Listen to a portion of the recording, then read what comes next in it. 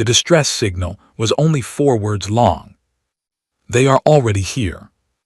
That was all the colony at Ardent 7 managed to send before the Vordon jamming grid swallowed every frequency in the corridor.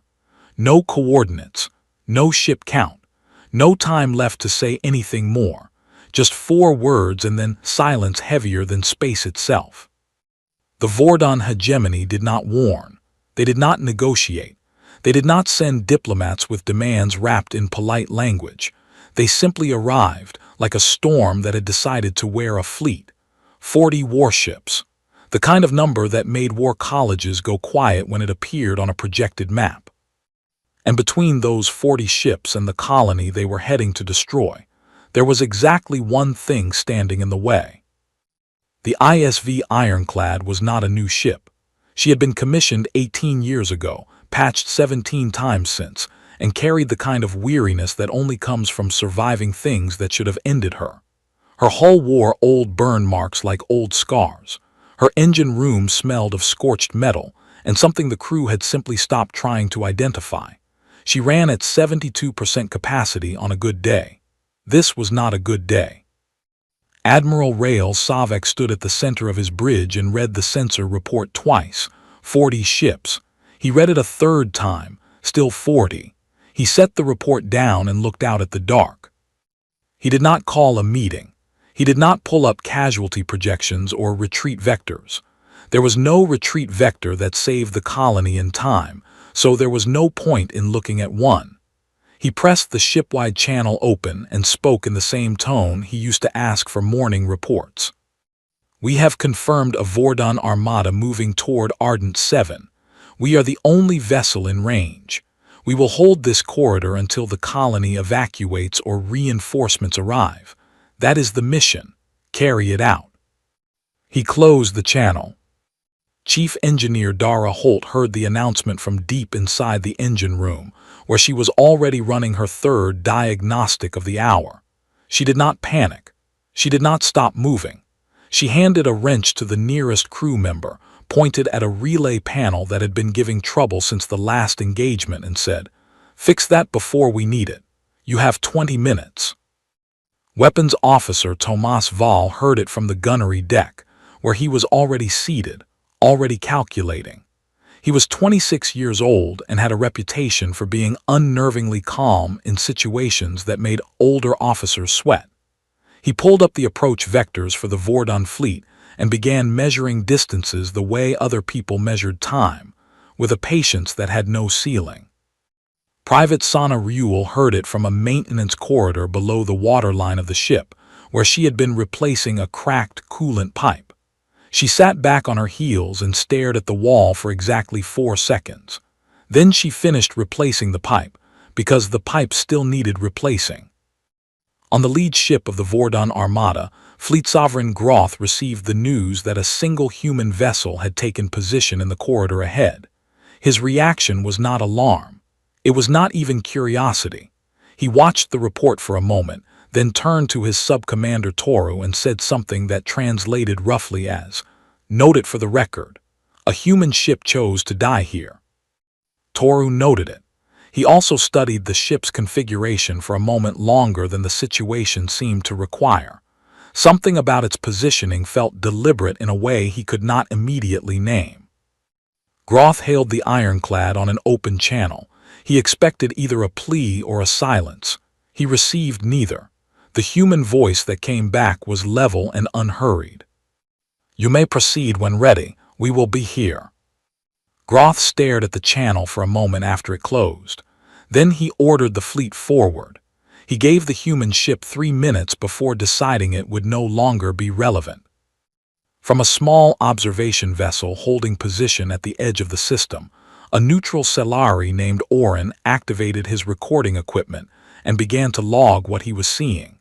He had observed 41 fleet engagements in his career. He had never seen a single ship hold position against an armada without even attempting to run. He wrote one line in his initial entry. Either the human commander does not understand what is coming, or he understands something the rest of us do not. I intend to find out which. The Vordon fleet accelerated. The ironclad did not move. Somewhere in the lower corridors, Sana finished her repairs, packed her tools, and made her way toward her emergency station.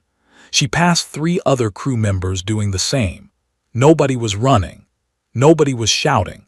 The ship around her felt like a held breath, not frozen with fear, but steady with something she did not yet have a name for. The 40 ships came on. One ship waited. The corridor between them closed like a fist. The first shot the Vordon fired should have ended everything. 12 warships discharged simultaneously. The kind of strike that war manuals described as overkill for anything short of a space station.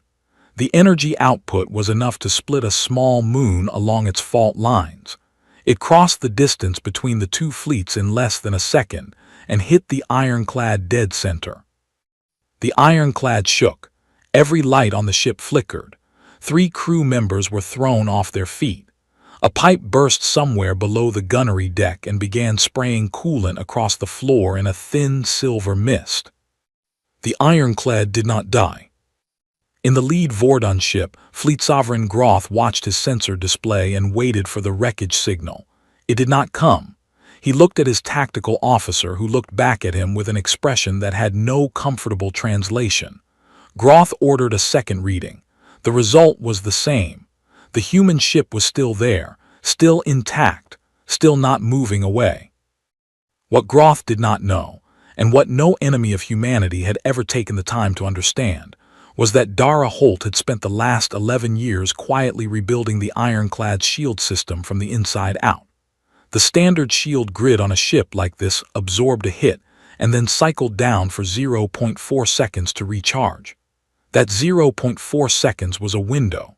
In a fight like this, one window was all it took to lose everything. Dara had eliminated the window. Her shield grid used a rotational cycling method that kept at least one layer active at every moment by hand timing the recharge across 6 overlapping panels. The catch was that it required constant manual adjustment during combat. Her team had been doing it non-stop since the fleet appeared on sensors. They would keep doing it for as long as their hands held out. There was no automated version. No other species had ever attempted it because no other species had ever trusted its engineers enough to run a shield grid like a musical instrument in the middle of a firefight. The Vordon had hit the ironclad with a strike that should have been decisive. They had done nothing except make Dara's team work a little harder. The ironclad returned fire. Not at the lead ships, not at the most obvious targets. Tomas Vol fired at a sequence of points that looked to the Vordon tactical crew like poor aim. 3 shots that appeared to miss. One that struck the edge of a mid-fleet destroyer and seemed to do minimal damage. Subcommander Toru watched the shot pattern for a moment longer than the others. Something about the geometry was wrong. Not random wrong, deliberate wrong. He pulled up the fleet's gravitational relay map. The relays were small automated nodes scattered through the formation that kept 40 ships moving in coordinated precision. Without them, the fleet still functioned, but the coordination frayed at the edges. Toru looked at where the human shots had landed.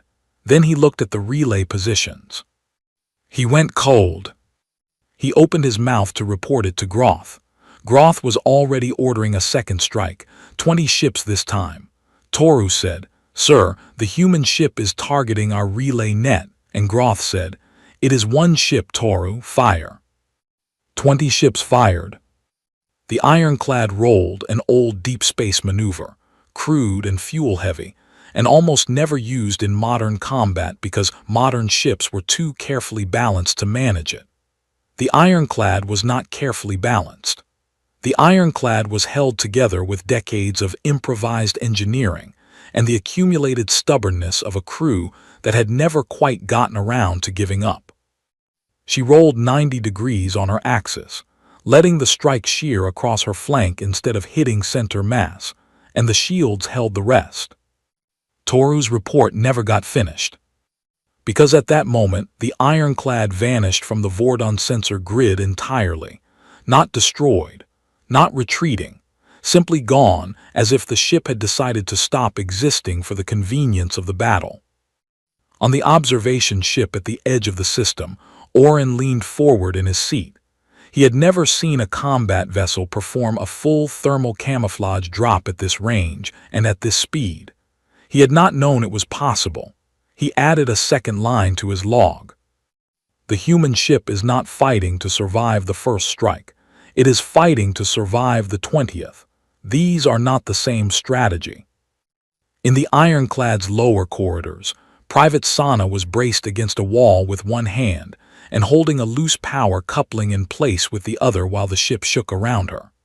The crew member next to her was timing the shield cycles out loud so that the team 3 compartments away could hear the count through the open hatch. They had been doing this for 6 minutes. Nobody had told them to. It had simply seemed like the right thing to do.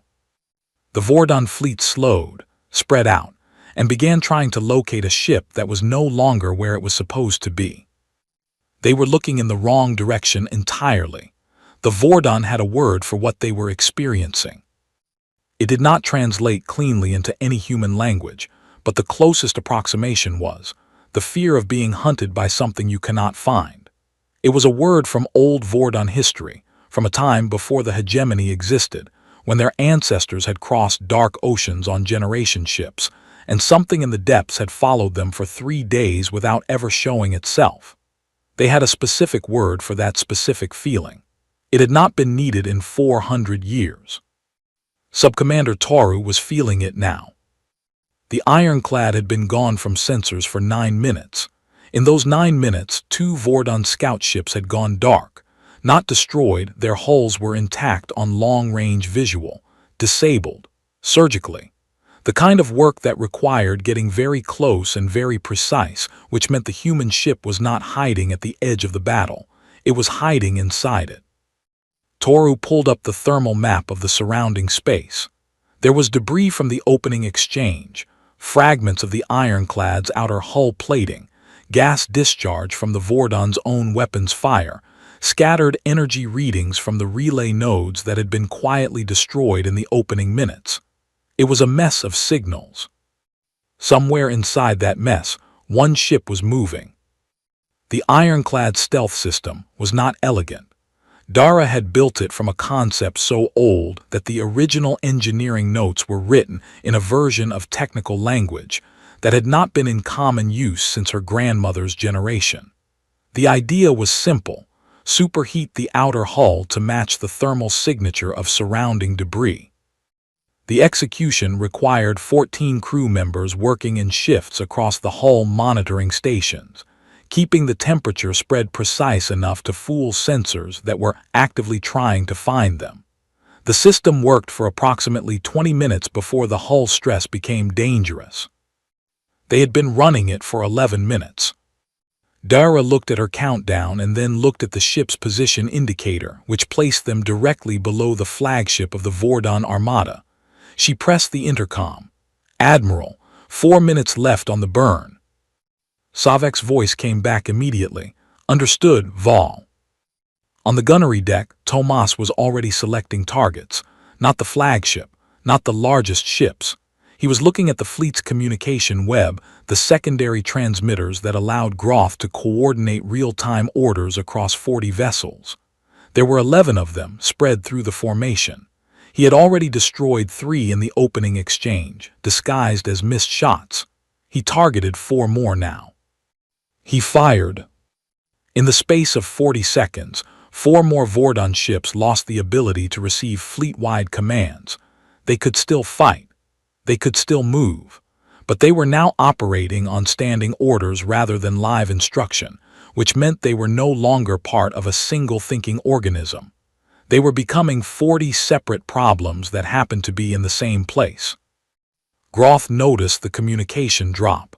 He did not yet understand what it meant. In the mid-level corridors of the ironclad, Private Sana was doing something she had not been trained for. The ship's secondary targeting relay had taken damage in the second Vordon strike, and the crew member who knew how to fix it was currently occupied keeping the shield rotation alive in compartment 4. Sana had found the repair manual on the ship's local network, pulled it up on a handheld screen, and was following it step by step with the focused attention of someone who understood that understanding it perfectly was not the goal. The goal was finishing it. She finished it. The relay came back online. Tomas, on the gunnery deck, felt 3 additional targeting feeds populate his display and had no idea who had fixed them. He used them without asking.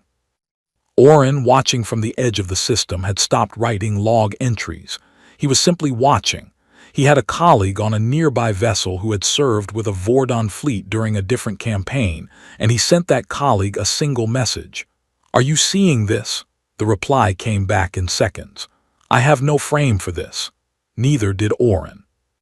The stealth burn timer reached 0.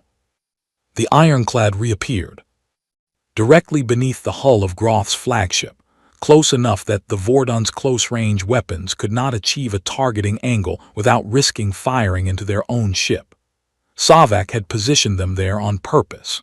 In the 40 seconds before the flagship could reposition, the ironclad fired upward through the one gap in the Vordon's defensive arrangement that the fleet's own geometry had created.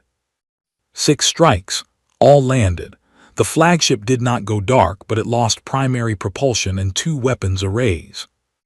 Then the ironclad accelerated away before the surrounding fleet could respond. Toru grabbed the comm and broadcast fleet-wide. "It was inside us. Formation shift to pattern 7 immediately." Groth overrode him. "Hold formation, one ship cannot." "Sir," Toru's voice was quieter than a shout, which made it worse. "It was inside our formation for 14 minutes. It chose not to kill us. I need you to think about what that means." Groth had no answer for that. Neither did anyone else on the bridge.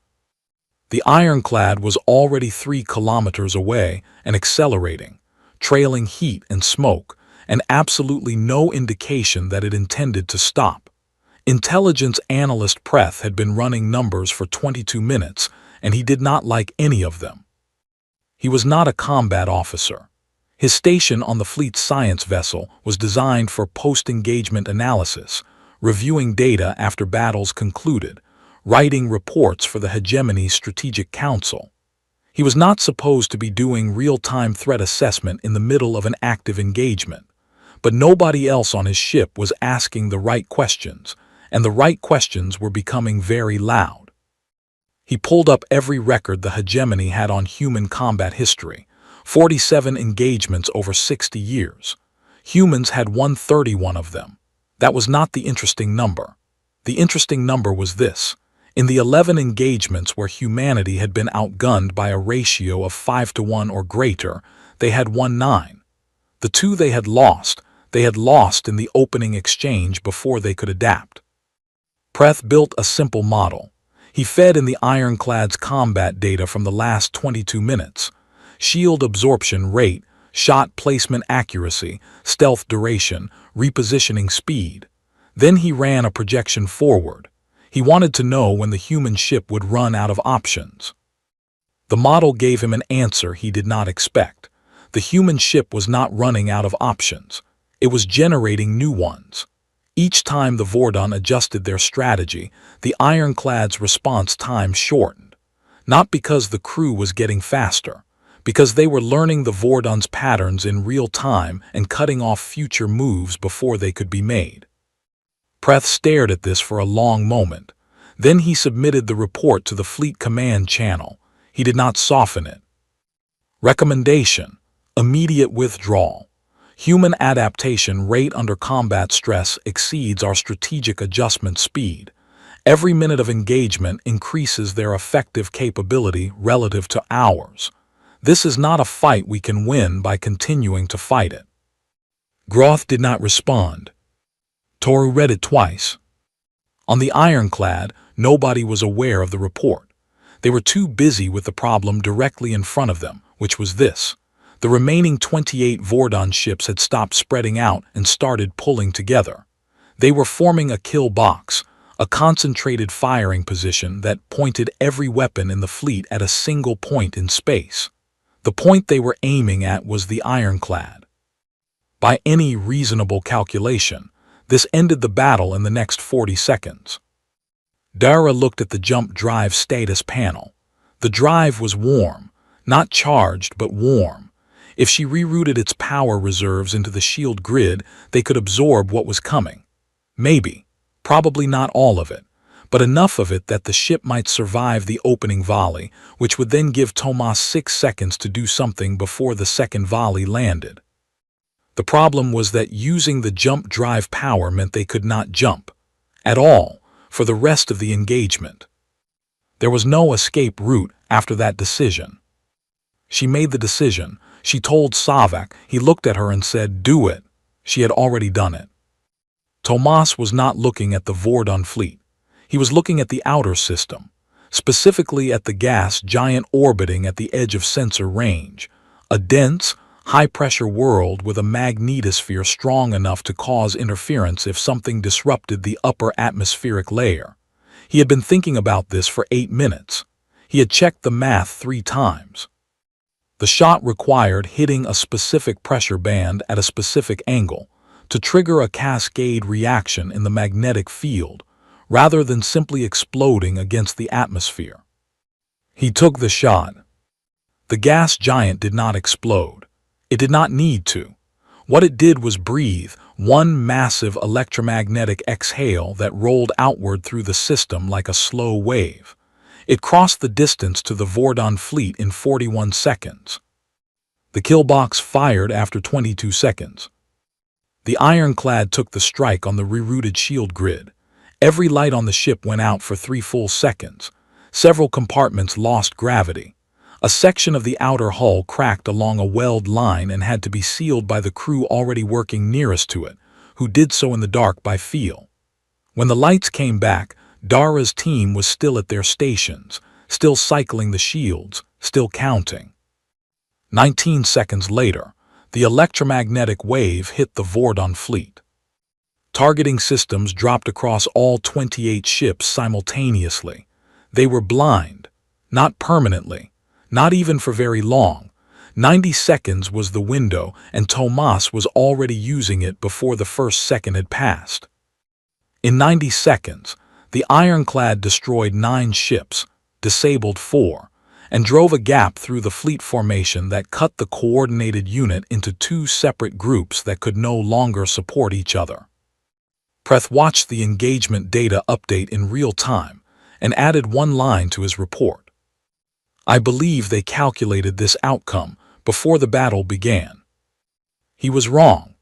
Tomas had thought of the gas giant 8 minutes ago while watching a coolant trail drift past his window and thinking about how pressure moved through contained spaces. But close enough. Toru had the withdrawal order ready. He was waiting for the right moment to use it. The ironclad came around for another pass, smoking from 3 hull sections, missing one of its secondary antenna arrays, and flying with the calm deliberateness of something that had not yet decided it was finished. 41 people were holding a ship together with their hands. Not metaphorically, literally. 3 hull sections had been breached and sealed with manual clamps because the automated systems had burned out. The port shield array was being kept at partial function by a crew member who had his hand physically pressed against a relay contact because the control interface had shattered, and someone discovered that body contact completed the circuit. He had been standing like that for 17 minutes. He did not let go. The Vordon had not retreated. Groth had overruled Toru's withdrawal request and ordered every remaining ship to push forward on a single concentrated axis. Not a formation strike, but a hard aggressive advance designed to close the distance so fast that the ironclad would have no room to move. It was the right call, tactically. It was what should have been done from the start. It was working. The ironclad could not run. Dara had committed the jump drive power to the shields, and that decision was permanent. It could not stealth again. The hull was too damaged. It could not split the formation with another indirect strike because there was nothing in the outer system left to use, and the Vordon had patched their communication web. The ship was being pushed back toward the colony it was protecting. Savek took a hit to the shoulder from a conduit that exploded during the third direct strike of this phase. He looked at it, determined it would not stop him, and returned to the tactical display. Lieutenant Marsh appeared with a seal patch. Savek held still for 4 seconds while Marsh applied it, then went back to the display. "Talk to me," Savek said. "Forward shields at 30%, 2 gun positions lost, engine 3 at half, we have casualties." "How many can still work?" Marsh paused. "Most of them." That was the number that mattered.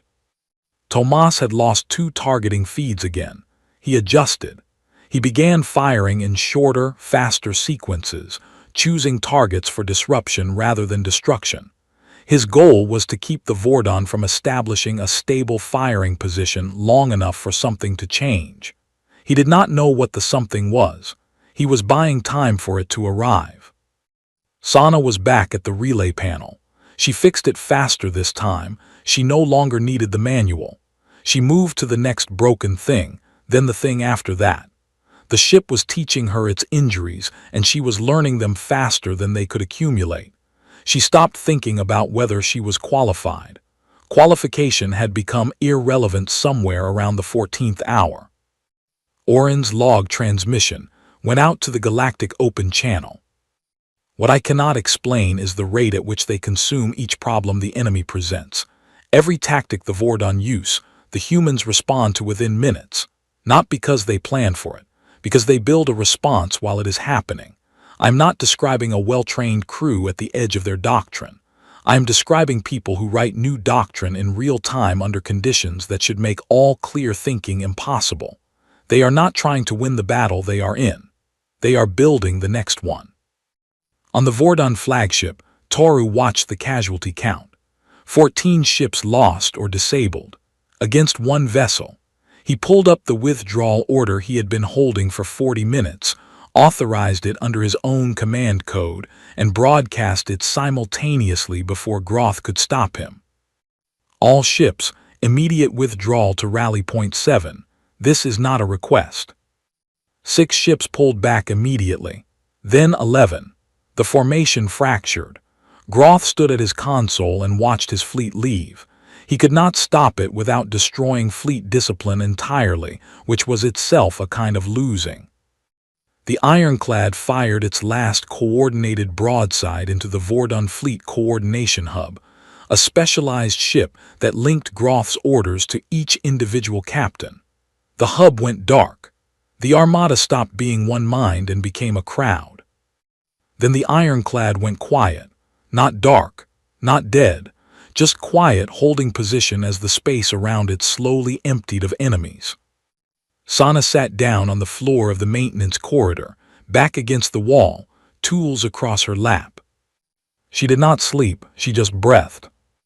That was enough. 3 things happened at the edge of the ardent corridor at the same moment. The last Vordon ship folded into transit and disappeared. The Ironclad's emergency beacon activated. A quiet pulse the ship sent automatically when its damage threshold crossed a certain point, which it had crossed 2 hours ago. And Oren received a burst of transmissions from 100 species, asking him to confirm whether what he had been broadcasting for 4 hours was real. He confirmed it. Then the second impossible thing happened. The human reinforcement fleet came out of transit in a line, 44 vessels, arriving one after another with the precision of something planned well in advance. Not a scrambled response from nearby stations.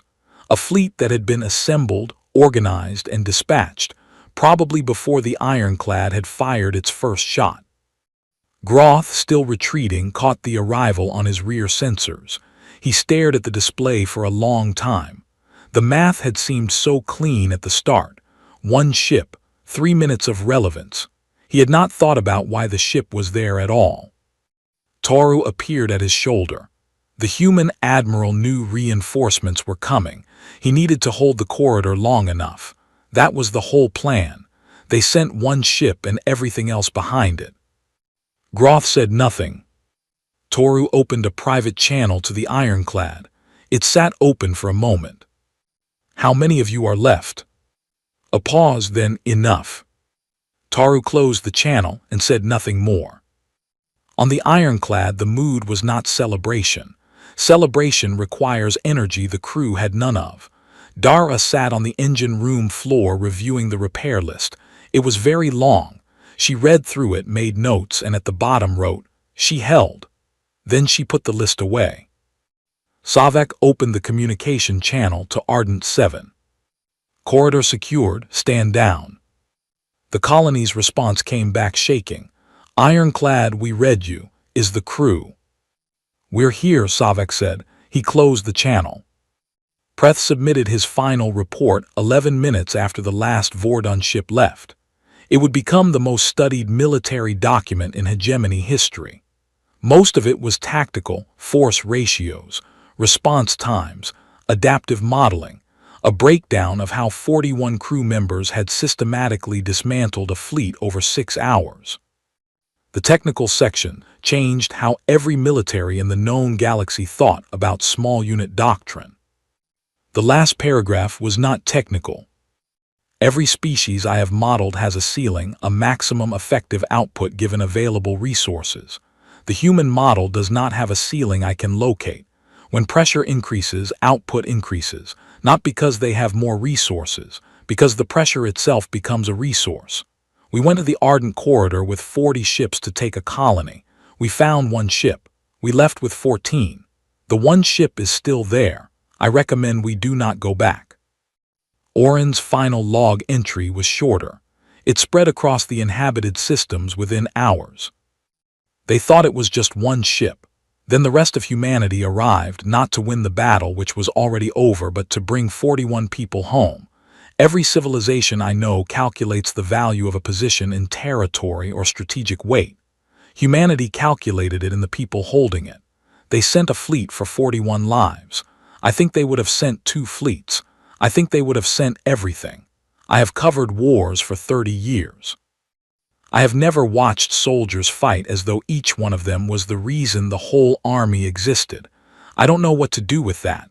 I don't think the Vordon do, either." He paused. "I don't think any of us do."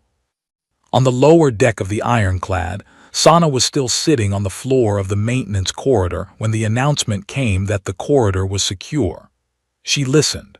Then she looked at the cracked coolant pipe she had been meaning to return to for 6 hours.